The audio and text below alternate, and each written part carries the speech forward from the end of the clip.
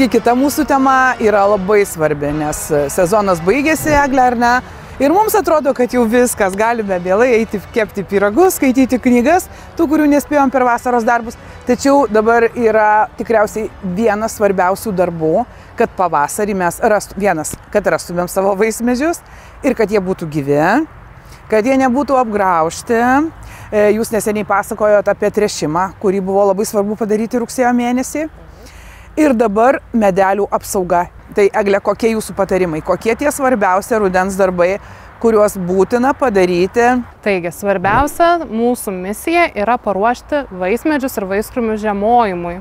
O tai darysime gelbėdami juos prevenciškai nuo kenkėjų, grybinių ligų sukėlėjų, bei paruošime žiemai tam, kad zuikiai ar stirnos jų nenugriaužtų. Ruošdami vaismedžius ir vaiskrūmius žiemojimui, tikrai kiekvienais metais daugiau ar mažiau susiduriam su pelėmis. Jeigu turime sodus arčiau miškų, o gal net jų ir neaptvėrę, susiduriam su zuikiais, stirnom ar kitais didesniais žinduoliais, kuriem dažnai vienu ar kitu metu pritrūksta maisto, o mūsų vaismedžius šviežios ir sultingos šakelės be galo jos vilioja. O pavasarį savo sode galim rasti tik kamienus be šakų, tad apsisaugoti yra itin paprasta. Šių metų natūrali naujiena yra vilnos juostos, kurias pririšę ypač prie jaunesnių medelių, tiesiog su paprastu džiutu galim net ir pavasarį pamiršti ar net nereikėtų nuimti. Vilna suyra, džiutas nuo drėgmės vėliau atsiriša, vaismedis augdamas gali lengvai suplėšyti, dėl to nepadarys pažeidimų. Tai natūrali priemonė, kartu ir apšildanti kamieną, tarsi ir padedanti nuo iššalimų, bet ir ta spalva yra gana nenatūrali, tiems žemiems žinduoliams yra netraukia tiesiog griaužti kamieno. Taip pat vilna lengvai plėšoma, dėl to galime, tarkim, brangesnių augalų ar labiau dekoratyvių net ir šakeles pavienės aprišti, taip apsaugodami juos nuo pagriaužimų. Turint šiek tiek didesnius vaismedžius, tam yra daugkartinio naudojimo plastikinis tinklas. Tiesiog išardžius pakuotę labai lengvai apsisiaučia kamienas, tinka tiek jaunesniem, tiek vyresniems vaismedžiam, kurių skersmuo yra didesnis. Jį taip pat galima palikti. Galima palikti, kadangi jisai nesiriša, jisai apsisiaučia, augalui augant, jisai plečiasi.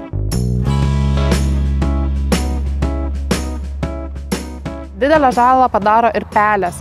Ypač, kai mes pamulčiuojame aplink vaismedį visą pomedį minkštą purę durpę, kurios yra gana storas. Arba žolė. Taip, ar paliekam šieną, nupjautą žolę. Tai yra puikus žiemojimo lizdai ir namai pelėms. Tai draugiškas pelių naikinimas, draugiškas aplinkai ir mums padeda, bet gerokai efektyviau yra naudoti įvairius raticidus prieš peles, bet naudoti atsakingai. Nereikia jokiais būdais barstyti po sodą, nes gali suvalgyti mūsų augintiniai ar vaikai. Net ir paukščius galime išnuodyti, o norime būti draugiški aplinkai, tiesiog apsaugoti augalus. Tai nuodai dedami į specialias gaudyklas, taip pat galima naudoti ir santechninius vamzdžius, ar sukurti tokią aplinką, kur pelytė įlys, pavalgys, tai gali būti ir grūdai apdengti nuodais, ir jos neišnešios jų po aplinką. Tiesiog taip gražiai sukovosime su žiurkėm ar pelėm. O iškritus pirmajam sniegui rekomenduojame pomedžius suminti. Taip pelių namus tarsi suslėksite ir jos ieškos kažkur kitur. Nes jos įsikurdamo šaknų zonoje juos ir griaužia, kasa urvelius, o pažeidus šaknim augalą atsistatyti pavasarį be galo sunku. O jeigu norite greitai apsaugoti savo sodą be didesnių vyniojimų ar darbo, tai yra šarvas, tepama priemonė, kurios ne visai rekomenduočiau naudoti jauniems vaismedžiams, kadangi susidaro tvirtas mineralinių medžiagų sluoksnis, kuris gali sugadinti šviežius jaunus kamienus, padaryti žaizdas. Dėl to geriau yra tepti ant vyresnių medžių, kurie jau turi susiformavusi kamieną. Šie metai buvo išskirtiniai ir dėl ligų bei kenkėjų antplūdžio mūsų soduose. Taigi rudenį augalams reikėtų atlikti profilaktinį purškimą, patarė parduotuvių tinklo Žalia stotelė specialistė Eglė Petkevičiūtė. augalų ir būtent vaismedžio apsauga rudenį susideda iš kelių dalykų. Tai yra teisinga agrotechnika, ką visi jau ir darome spalio mėnesį, lapų sugrėbimas, paskutinio derliaus nuėmimas, nepalikti pribarstytų pomedžiuose, išskinti nereikalingus vaisius, kurie kabo jau galbūt sugedę, nepalikti mumijų, nes tai yra tarsi viešbučiai grybinėm ligom ir kenkėjams. Kita dalis yra tam tikrų priemonių naudojimas. Turime tiek gaisrus, tarkim, tai pavadinti, kur iš tikrųjų vasarą augaluose pasireiškia kenkėjai ar grybinės ligos ir ten jau lyg ir būtina, bet dar geriau yra naudoti priemonės profilaktiškai nukritus lapams. Populiariausios iš jų ir puikiai veikia ir šaltesnių orų, tai yra vario sulfatas, karbamidas ir geležies sulfatas. Yra sukurtas rinkinys sodininkams, kuris yra sudarytas iš karbamido, azotinių trąšų, vario sulfato ir geležies sulfato. Naudojamas purškiant ir veikia esant žemesnėm negu 10 laipsnių temperatūroms, kas įsibėgėjant rudeniui dažnėja šaltos naktis, dėl to pesticidų naudojimas yra gana ribotas, nes tiesiog išpurškus jau yra nebeefektyvus. Sumaišius visus 3 produktus esančius rinkinyje, nupurškiami kamienai bei šakelės. Tiesa, netinka visiems augalam. Nereiktų purkšti visžalių augalų kaip rododendrų, spygliuočių. Taip pat galima rinktis ir atskirus produktus, kaip atskirai purkšti tik tai vario sulfatų. Jį tikrai pažįstate iš pavasarinio augalų purškimo, tai mėlynasis purškimas, kuris pavasarį yra rekomenduojamas, bet lygiai taip pat jisai tinka ir puikiai veikia iš rudens. Kai turime pasireiškusias grybinės ligas ir į tuos ligų židinius tiesiog reikia reaguoti, nes pavasarį turėsime dar didesnius ligų protrukius.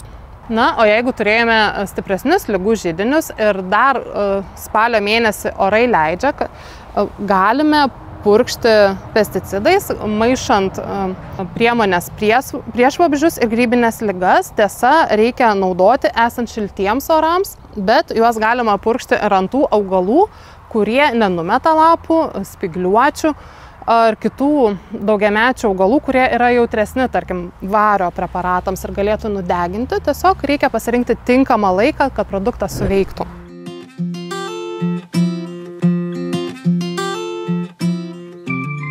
Na, jeigu vasarą nenusigenėjate vaismedžių, rudenį tikrai nereikėtų persistengti, pasilikite tik sanitarinį būtinąjį genėjimą.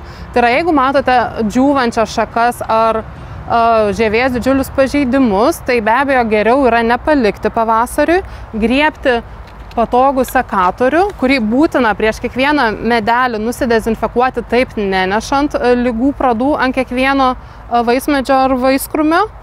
Ir tai daryti kuo sausesniu oru, kadangi drėgni orai rudenį yra puikia terpė ir būdas augalam apsikrėsti grybinėm ligom. Na, o padarius žaizdas, stenkitės nekirpti tų didelių storų, kad tos šakos rinkitės mažesnių šakų nukirpimą, jeigu jis yra būtinas. Taip, žaizdos yra mažesnės, rudenį jos gyja daug sunkiau nei pavasarį, bet padarius pažeidimus rekomenduoju naudoti sodo tepalą, kuris tinka tiek genėjimo atveju, tiek galbūt apžiūrint vaismedžius, ruošiant juos žiemojimui, pastebėsite kitus sužeidimus, na galbūt su elementaria žoliapjove mes užkliudėme ir ten liko pažeidimai žievėje. Tai kad augalas pasveiktų ir pasiruoštų žiemojimui, padėsime jam naudodami sodo tepalą. Vienas iš variantų būtų sodo tepalas su bičių vašku, kurį itin paprasta naudoti, paspaudžiam, ant viršaus yra šepetėlis ir nutepame. Na, o jei tiršti sodo tepalai nepatinka ar jau yra ganėtinai atšalę, nepatinka paliekama spalva ant vaismedžių, tada visgi geriau yra naudoti purškiamą sodo tepalą kaip alternatyvą.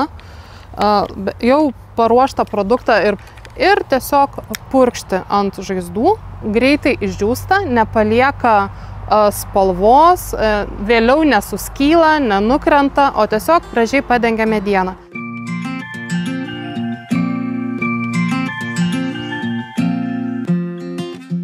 Na ir paskutinis, bet nemažiau svarbus darbas sode, tai yra kamienų balinimas, kurį geriausia daryti rudenį.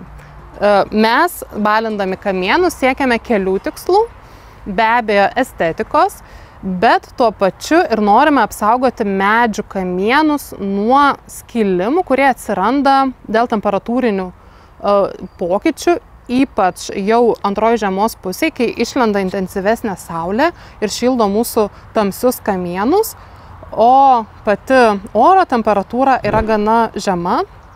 Taip vaismedžiai sušilę viršutiniais sluoksniais kyla ir palieka didelės žaizdas.